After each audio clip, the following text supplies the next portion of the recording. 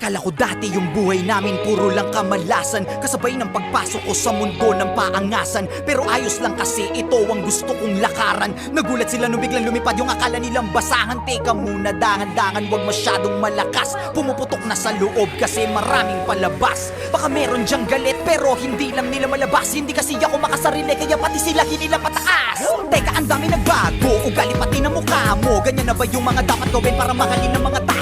Sa bagay sanay ka naman, no respeto daw kahit pa ba. No, kung gusto nyo ng respeto, tanungin nyo na sila kung magkano. Huwag magpapaapekto, kala mo perfecto. Lalo pag nagsalita na yung mga yang kala mo walang depekto. Samantalang ako, ginawa ko lang lahat ng ito ng puro diretsyo. Habang ikaw kailangan may siraan ka para lang makaasenso. Para ka lang chismoso, ginawan na lahat ng kwento. Isa kang kupal na manunulat, ya puro ka lang invento. Tinapakan, inangasan, sinabihang umalis na lang ako rito. Nilabanan, hinayaan, kaya ngayon ako na ang bagong paborito. Kung titirahin nyo ko si balong lang nagdala, huwag kayong mag-alala, meron din kaming dala. Ganyan naman yung mga ulule, mahilig mangumpara. Nagpapanggap na malawak ang utak, makitig pala. Tanga ka, halatang talangka ka talaga. Kung ako'y guro na awa lang kaya ka nakapasa. Kala mo lang